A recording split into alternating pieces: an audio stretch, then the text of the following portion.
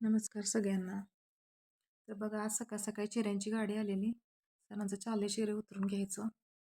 मी जाऊन देवाच्या देवपूजेसाठी जाऊन फुले घेऊन आले. बघा किती छान फुलं भेटले.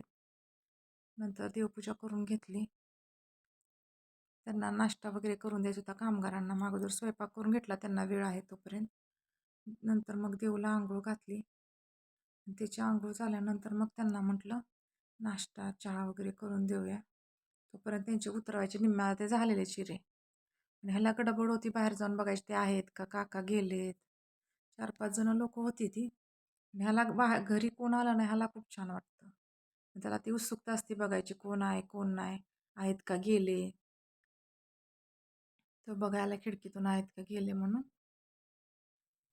ह्यांचा चहा नाश्ता झाला तर बाकीची कामं आवरली.